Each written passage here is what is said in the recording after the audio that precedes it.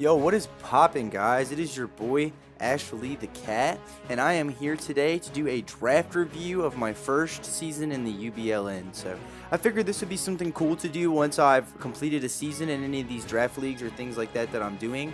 But just to do a review on the team and talk about what mons I really liked, what worked well, what didn't work well, and things of that nature. So I figure I'll just go ahead and start into it. This isn't going to be a super in-depth video because if you've seen my channel update video, which I think maybe four or five of you did, you see that the UBLN has shut down its first season prematurely due to amount of backlogged games and just people leaving the league in general. We are rebooting for season 2 very soon.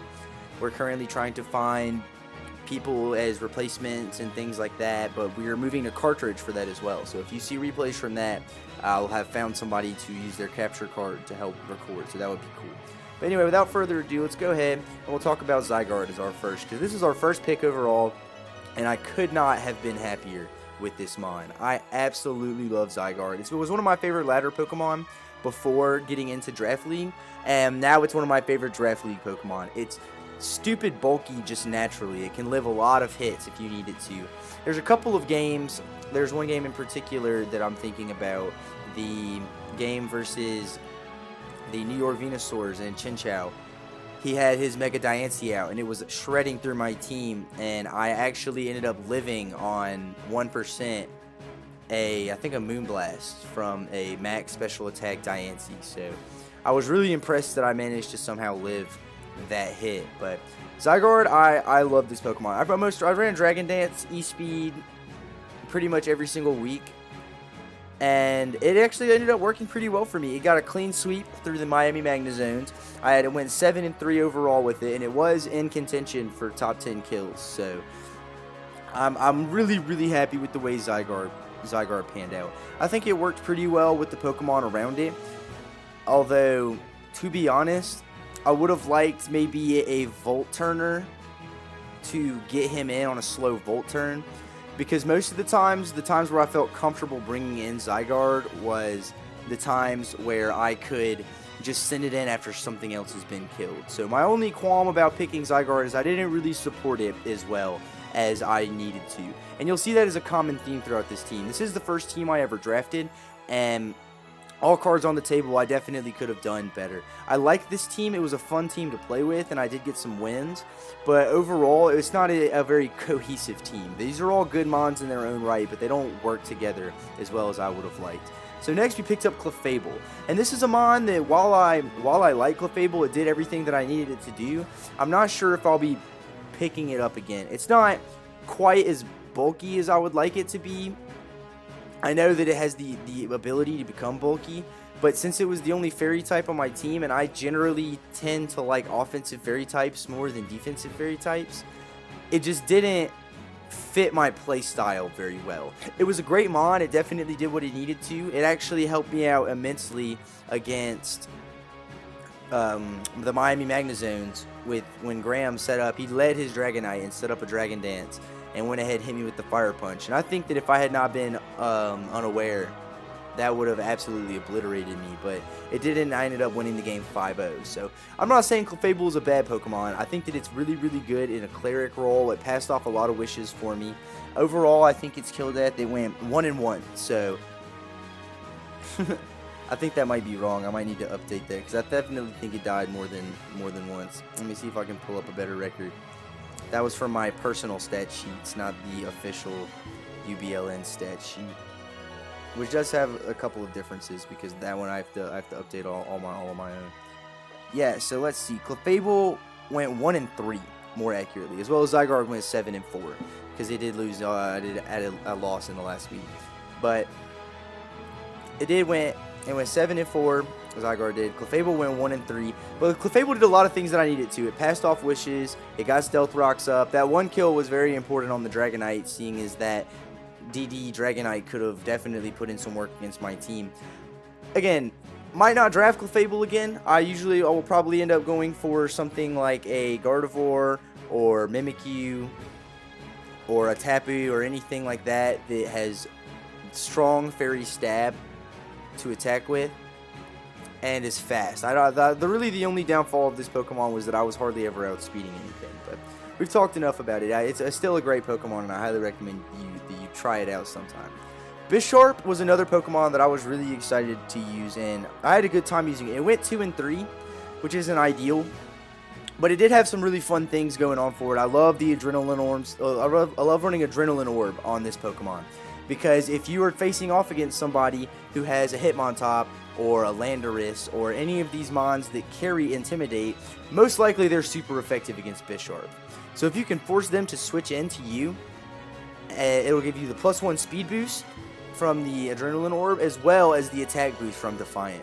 So it puts you at +1/+1 and gives you in a great position to sweep. Unfortunately, I didn't get to pull it off the way that I wanted to against the Landorus, but that doesn't mean that I don't think it's a very valuable tech for a Pokemon like Bisharp. I think Bisharp is the best Adrenaline Orb user, hands down. I know there's not a ton of competition because it's a very niche item, but I think it is hands down the best Adrenaline Orb user. The only thing I regret is that I did not pick up anything really to stack hazards and take advantage of a defog. Taking advantage of the defog is the reason that I picked Bisharp, and unfortunately I just didn't get to do that because I had Stealth Rocks on Swampert and Clefable, and I had Spikes on Mega Glalie, and that's about it as far as hazards went. So again, I drafted things with very specific reasons in mind, and instead of trying to build on that, I just tried to get good Pokemon, which even lesser tiered Pokemon can do well in a good team composition. So that's something I definitely have learned from this draft, is that just throwing together good Pokemon isn't enough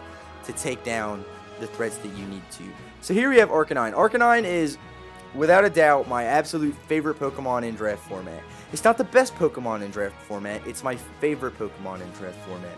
Intimidate is absolutely amazing, as well as Flash Fire if you want to try and catch somebody off guard, considering very few Arcanines that I've seen run Flash Fire in draft format. It definitely happens, but when you see that Arcanine, you definitely assume that it is going to be Intimidate, because with its health and its defenses, it does a great job of kind of walling things down once it gets that Intimidate up. My Arcanine this season went 0 and 2, so it didn't grab any kills, which is a little upsetting. But I can say from my experience that Arcanine is a great fire type to pull almost any team that's not ground weak together. It gets a great move pool. It can attack on the special or the physical side. I didn't really get to experiment with the special side of Arcanine that much this season because I didn't end up bringing it as much as I thought I would.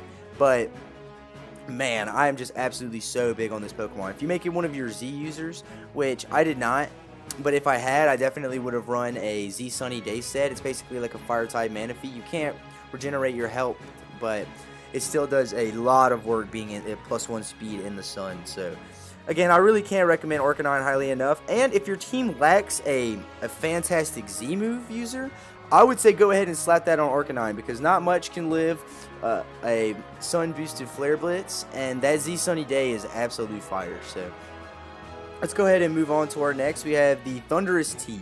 Thundurus-t is a Pokemon that I absolutely love. It is 2 and 5, but I think that its performance in the matches did a lot more than the stats say. It did a great job of chipping, volt switching. It has good coverage. It doesn't have the best coverage in the world, but it has coverage to cover things that would counter it, which is the most important. At least it does with HP Ice. I'm a huge fan of this Pokemon. I wish it was a little bit faster. Maybe take some. I would be down to have it be 111 with 70 Spadef. Would be nice. But again, I really have no complaints about thundurus-t. I think it's a fantastic Pokemon in a format where electric types are very, very strong. Like it's very much so recommended on your draft team to have a very strong electric type. And thundurus-t does that in spades with the 145 special attack as well as Volt Absorb. So it did a great job of kind of keeping people away from using electric type moves on my team, which is why I got it. But then I drafted Swampert as my water type. So again, I had good ideas for picking all of these Pokemon, but I did not do a good job of melding them all together, and that became more and more apparent as the season went on. So I highly recommend picking up thundurus-t, but what you want to do if you pick up thundurus-t is make sure that it's going to help your team. There are other fast electric types out there with different abilities that could help you.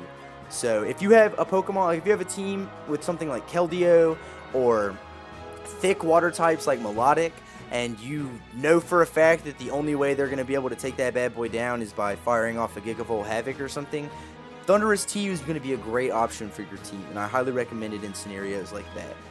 Swampert was a Pokemon that I picked up based off of a recommendation and was very, very happy with it. It's got good overall considerable bulk, and its only weakness being grass means that it can wall a lot of things very effectively.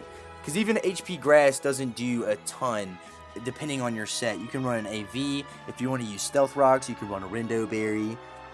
There's lots of different set possibilities. With its attack and good defenses, you can run it as an attacking set. You can run it either specially defensive or defensive if you need to. It was a very versatile pick, and I was super happy with it. And I highly recommend that if you want a good all-around water type, there's better offensive water types, and there's definitely better defensive water types. But if you want a good, balanced overall water type, I would say definitely go for Mega Swampert. Sure, it only attacks on the attacking side because its special attack isn't that special and it doesn't really get great special attack coverage. But man, I was super happy with this Pokemon, and I really wish I had brought it week 1 and maybe not have gotten blown back 6-0. But let's go ahead onto our next Pokemon, Brizzyon. I was really, really happy with Brizzyon. I picked it up after seeing Envy use it and looking at its stats and seeing that it has great special defensive bulk.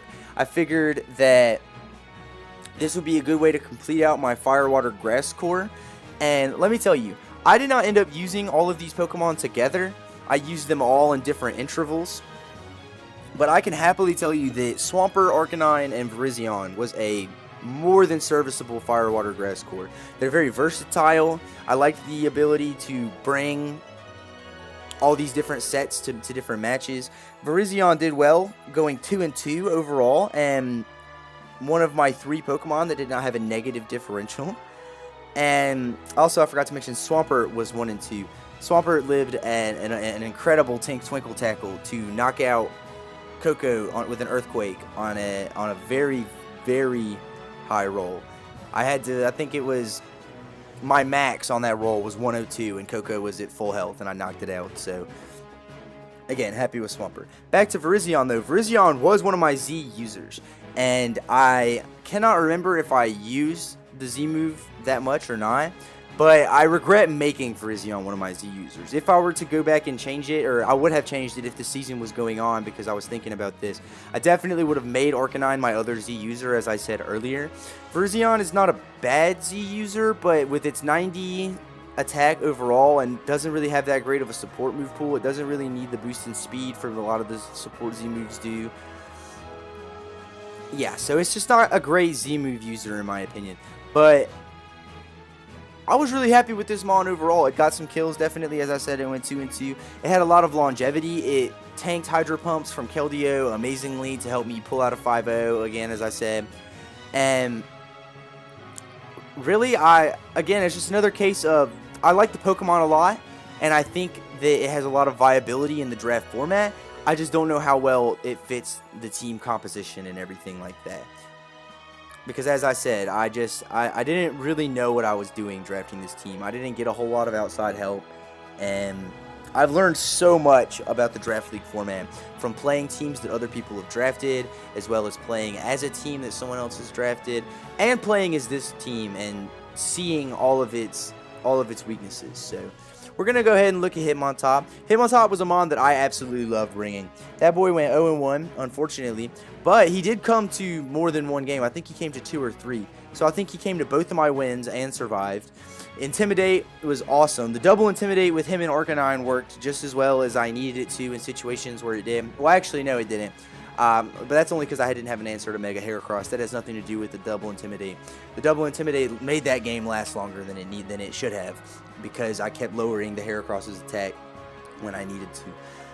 I really like Hitmontop. I think an Assault Vest set is very, very hard to break unless you have something like Brave Bird. I think that its move pool is absolutely fantastic, being as Fake Out, Bullet Punch, Mach Punch, all sorts of things like that. Rapid Spin, it was a great Rapid Spin user, and I really needed a Rapid Spinner at this point. As you can see, this team just does not have hazard removal, which is another thing that really bothered me about this team, was that I have 0 form of hazard removal, as well as no way to stack hazards of my own. so there's no chance of getting someone else to defog something away. So if I don't bring Hitmontop, I have no recovery. I mean, sure, Drifblim gets defogged, but we'll talk more about that disaster when we get there. Anyway, I picked up Hitmontop in another league recently. I absolutely love this Pokemon, and I highly recommend anybody who needs a nice tier 4, because it seems to be pretty consistently tier 4. Definitely take a look at Hitmontop, because it's got great rapid spin utility and can lay down the pipe when it needs to if you want to run an offensive set. Finally, we're going to come over here to Drifblim. Now, this is a Pokemon that really fucking sucks. I played a lot of VGC, and I thought to myself, hey, well, if I just bring Drifblim and give it the seed of whatever Tapu I'm playing, I can start throwing up stockpiles and Calm Minds and passing them off to whatever I want. And obviously, it does not work that way, because even though it's got such high HP, its piss poor defense and special defense really aren't doing it that many favors, and it's got a plethora of weaknesses that are easily exploited. So this was a Pokemon that I definitely regret picking, and if there was anything I would have wanted to trade it for or anything like that, I definitely would have done it. But overall, I would not recommend that you pick up Drifblim in the draft format, because anything that you need it to do can be done better and by different T5s. If you want to pass off stats, you could. I would even say get something like Combuskin, or you know, an Eviolite version of one of the OU pass or former OU passers and things like that. But Drifblim is just not. It didn't do the things that I wanted it to well at all, and I didn't want it to do that much. So let's go ahead and look at Mr. Mime. Mr. Mime was interesting. It's not the best pick I had at all, but I definitely enjoyed having it on the team. I really don't have much to say about Mr. Mime, because I think I only used it one match and it got blown back very easily. But yeah, so I don't want to say anything about Mr. Mime, because I didn't use it enough to tell you why you should or shouldn't use it. I think it would be a case-by-case basis. What I can say, though, is that it's just another classic example of thinking about what role I wanted instead of how well that role fit in my team. I looked and I was like, okay, well, I could throw up screens, I could do more passing shenanigans. I essentially used my 2 tier 5 picks on Mons to get boost and pass them. And there's a reason these Mons are tier 5 Mons, and that's because they can't do things like that. Obviously, there's scenarios where either of them could have passed and set up, but it's not worth passing on other decent tier 5 Mons for this kind of gimmicky setup strategy, which is definitely something I highly recommend straying away from in the past. If you do a gimmicky setup strategy, please don't make the same mistake I did and pick 2 baton passes. Just pick 1. And finally, we have the Mon that I was the most happy with of this entire draft. I picked up Mega Glalie because, as you can tell, my team definitely lacked an ice type. And looking at all the other things that were available and on the teams and everything, I didn't like that many tier 5s, as you can tell by I just kind of bullshit both of my picks for that. So I wanted to pick a Mega that would give me a good bit of points. I didn't have an ice type, so I picked up Mega Glalie. I was super happy with this Mega Glalie. I never ran it on the special side, but it gets great special coverage. I just usually found more use in having. I just found more use in running it on the attacking side. Seeing as my only water type Pokemon was Swampert, my water and ground type, and it's typically slower than a lot of fire type Mons I might be going up against, which posed a pretty big threat to my team, seeing as Zygarde is really the only thing that can take them out. And if it's something like a Scarf Darmanitan, that would run through my team for the most part, other than Swampert. But I wanted something. It was nice to be able to fire off very powerful earthquakes, and it's weird saying that one of my favorite moves on this Pokemon isn't even stab, but it is. I love having earthquake on this Mon. Having Ice Shard is really good, especially with the base 120 attack. I very much so like this Mon. I know that it's got its drawbacks for sure. Its speed tier is very crowded, and it does not have very good defenses overall. But if you can handle the speed tier and need something that can hit hard consistently across the board on both sides of the spectrum, then I definitely recommend Mega Glalie for your team. It gives you a lot of points. You can use those points to pick up other better Pokemon in different tiers. And yeah, man, that's all I pretty much have to say about Mega Glalie. It was very much so surprised me. I love its coverage, I love its power, I don't mind its speed, and I think that without this mon, if I had picked any other Mega, I don't know if I'd have won a game. I only went 5-3 with this particular Pokemon, but man, it and Zygarde really carried this team. Because, I mean, just look at it. Take a look at this team right here. It's not very good. It's not bad. It's very average, but it's not playoff worthy, in my opinion. If you look at the different mons, like Mr. Mime was a bad pick, Drifblim was a bad pick. I could have rounded out my team a little bit better with my tier 5s, as well as with picking Mega Glalie. I had 80 extra points, and you could not tell. If you were just to take away Mega, if you didn't know that Mega Glalie gave you extra points, you would probably just look at this and be like, yeah, that looks about right. Whereas if you look at other teams that have lower tiered Megas, their teams are a lot more stout and a lot more cohesive. So overall, I think I learned a lot about the Draft League format being in the UBLN. It's a little unfortunate that the season had to end so early, but I am excited at the chance to start over and get a new team. I got the experience under my belt. I don't have to go through the rest of this season playing all these teams that are, in my opinion, significantly better than mine. And I'm really, really looking forward to Season 2. So just let me know what you guys think about the video. I hope this was helpful to you in some way if you were looking at some of these Pokemon and thinking that you might want them. If not, whatever. You're probably not at this point in the video anyway. Y'all like, subscribe, all the bullshit. Just let me know what you think in the comments, and have a good day.